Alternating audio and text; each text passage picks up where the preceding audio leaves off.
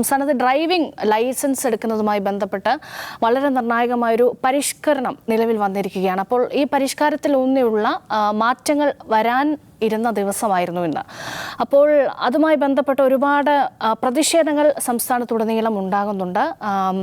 പല തൊഴിലാളി സംഘടനകളും, അതായത് CITU, INTUC, BMS ഉൾപ്പെടെയുള്ള സംഘടനകൾ സംയുക്തമായി ഈ പരിഷ്കാരങ്ങൾക്കെതിരെ സമരം ചെയ്യുകയാണ്. ഇന്നിപ്പോൾ പല ഇടങ്ങളിലും ടെസ്റ്റ് നടത്താൻ കഴിഞ്ഞിട്ടില്ല. അപ്പോൾ ഈ ടെസ്റ്റുകളുടെ എണ്ണം വെട്ടിച്ചുരുക്കിയിട്ടുണ്ട്.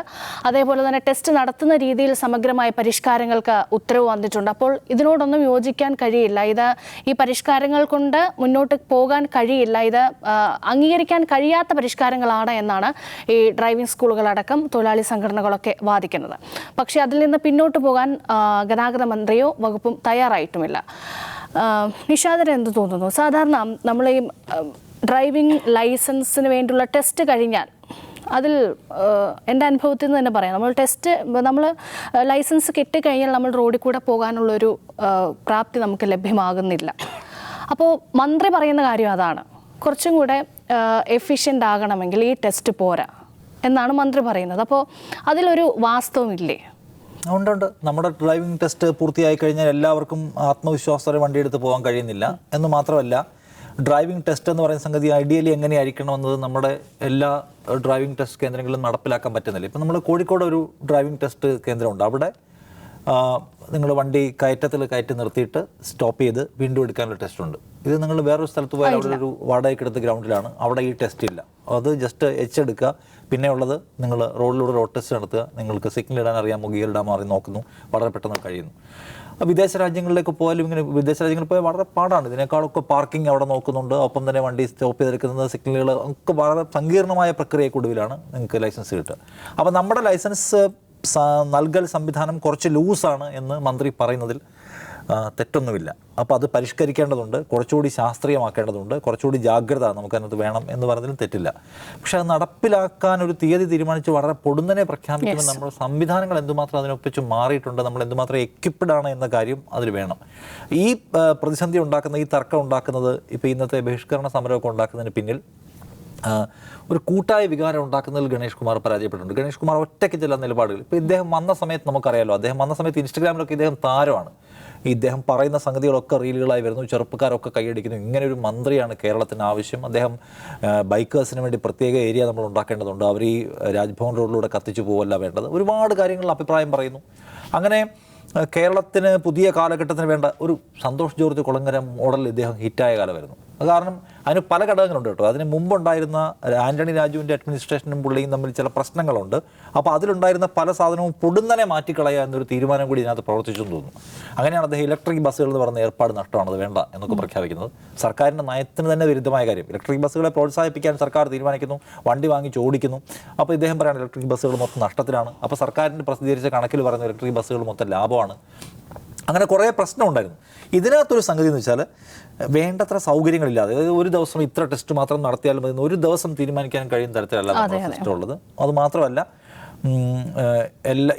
ഇനി മുതൽ ഡ്രൈവിംഗ് ടെസ്റ്റ് നടപ്പിലാക്കുമ്പോൾ ഇന്ന ചെക്ക് പോയിന്റുകൾ ഉണ്ടാവും എന്ന് പറയുമ്പോൾ അതും ഏർപ്പാടാക്കാൻ പറ്റില്ല. ഇപ്പോൾ അതിനെല്ലാം ഇളവ് കൊടുത്തിട്ടുണ്ടല്ലോ.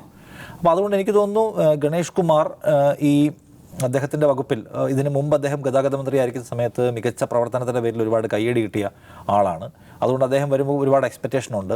നമുക്കറിയാവുന്ന പോലെ നമ്മുടെ KSRTC പോലെയുള്ള ഈ ഗതാഗതത്തിൻ്റെ വകുപ്പിനകത്തെ പ്രധാനപ്പെട്ട ഏരിയ ഭയങ്കരമായ സിങ്കിങ് പ്രശ്നത്തിലാണുള്ളത്, അത് മുങ്ങിക്കൊണ്ടിരിക്കുകയാണ്.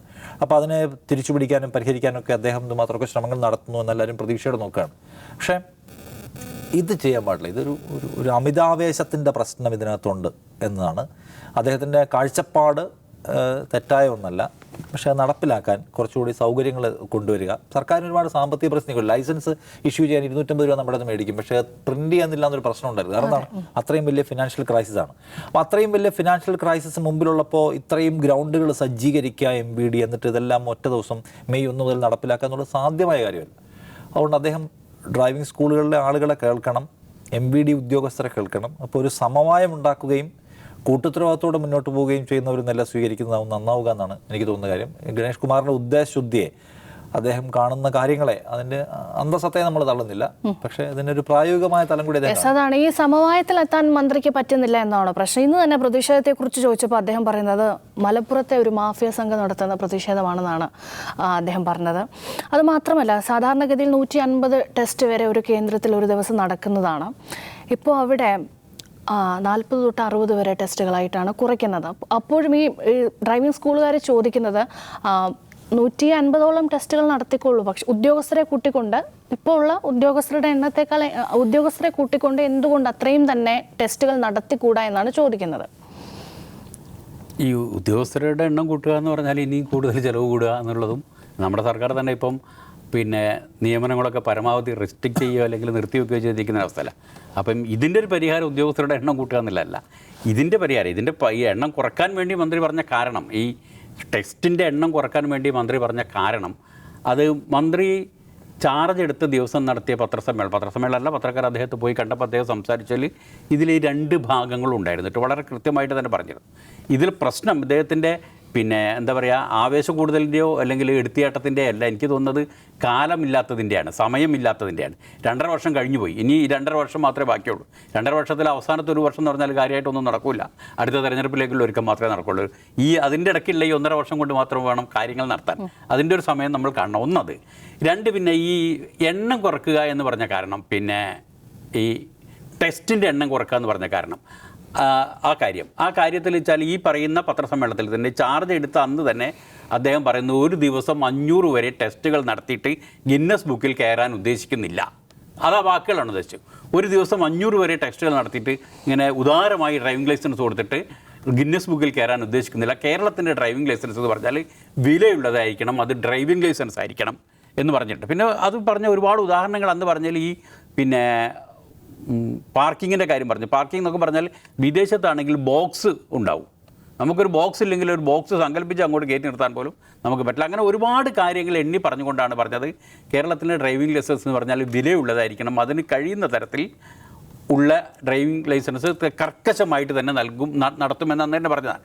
ഈ പറയുന്ന ഇപ്പോൾ കേരളത്തിലെ 120 ഈ പറയുന്ന 150 വരെ നടത്തി എന്ന് പറയുന്ന ആളുകളെ കൊണ്ട് ഇപ്പോൾ കഴിഞ്ഞ ദിവസം അതിൻ്റെ ഒരു പരീക്ഷണം പിന്നെ നടത്തിയല്ലോ. ഈ 150-100-ലധികം ഡ്രൈവിംഗ് ലൈസൻസ് ദിവസവും കൊടുത്തുകൊണ്ടിരിക്കുന്ന MPDമാരെ വിളിച്ചു വരുത്തിയിട്ട് തിരുവനന്തപുരത്ത് വെച്ചിട്ട് അവരുടെ മേലുദ്യോഗസ്ഥന്മാർ നിർത്തിയിട്ട് അവരെ കൊണ്ട് ടെസ്റ്റ് നടത്തി നോക്കിയല്ലോ. ഒരു ദിവസം എത്ര ടെസ്റ്റ് നടത്താൻ പറ്റും.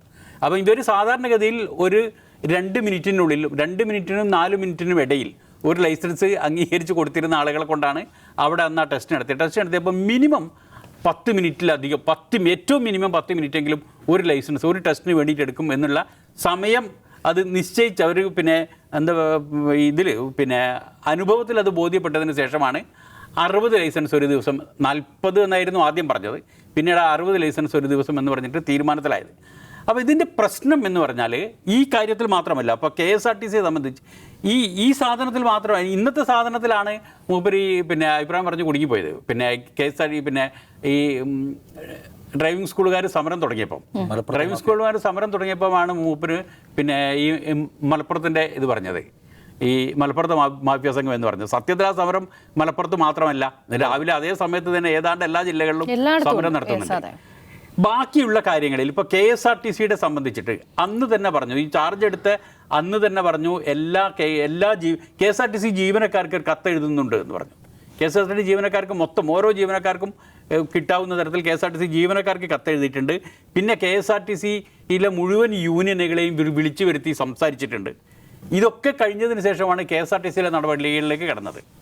ഇതിൻ്റെ സംഭവം എന്ന് പറഞ്ഞാൽ ആ വകുപ്പിൻ്റെ ഒരു പൊതു സ്വഭാവം കൂടെ നമ്മൾ നോക്കണം. ഈ MVD അല്ലെങ്കിൽ ഈ മോട്ടോർ വാഹന ഗതാഗത വകുപ്പിൻ്റെ ഓഫീസുകൾ നന്നാക്കാൻ ഇതിനു മുമ്പ് പല ആളുകൾ ശ്രമിച്ചിട്ടും നടന്നിട്ടില്ല, പല മന്ത്രിമാർ ശ്രമിച്ചിട്ടും നടന്നിട്ടില്ല. KSRTC നന്നാക്കാൻ, KSRTC ലാഭത്തിലില്ലെങ്കിൽ നഷ്ടത്തിലല്ലാതാക്കാൻ, അതൊരു വ്യവസ്ഥാപിതമായി പ്രവർത്തിക്കുന്ന സ്ഥാപനമാക്കാൻ ഇതിനു മുമ്പ് ഇദ്ദേഹം അടക്കം പലരും ശ്രമിച്ചിട്ട് നടന്നിട്ടില്ല. അത് നമ്മൾ ആലോചിക്കേണ്ടത്. ഇന്ന് വരെ ഒരാൾക്കും നന്നാക്കാൻ കഴിയാത്തൊരു വകുപ്പും അതിന് കീഴിലുള്ള സ്ഥാപനങ്ങളും 2.5 കൊല്ലം കൊണ്ട് പൊടുന്നനെ നന്നാക്കി കളയാമെന്ന് ആഗ്രഹിച്ചത് മാത്രമാണ് അദ്ദേഹത്തിന് പറ്റിയ തെറ്റ്. യെസ്, ഏറ്റവും സുരക്ഷിതമായ നിരത്തുകളിലൂടെ വാഹനം ഓടിക്കാൻ നമുക്ക് കഴിയണം. അപ്പോൾ ഇത്തരം പരിഷ്കാരങ്ങളൊക്കെ നടപ്പിലാക്കുമ്പോൾ അതിനുവേണ്ടിയുള്ള സജ്ജീകരണങ്ങൾ കൂടി ഒരുക്കിയിട്ടുണ്ടോ എന്നതും ചിന്തിക്കണം. ഒപ്പം തന്നെ ഈ വിഷയത്തിൽ ഈ തൊഴിലാളി സംഘടനകൾക്ക് പറയാനുള്ളത് കൂടി കേൾക്കണം. മന്ത്രി പറയുന്ന കാര്യങ്ങളെ മുഴുവനായി തള്ളിക്കളയാനും കഴിയില്ല. അതുകൊണ്ട് ഇതിനൊരു സമവായത്തിലേക്ക് കാര്യങ്ങൾ എത്തിക്കുക എന്നുള്ളതാണ് ഏറ്റവും പ്രായോഗികമായിട്ടുള്ളത്.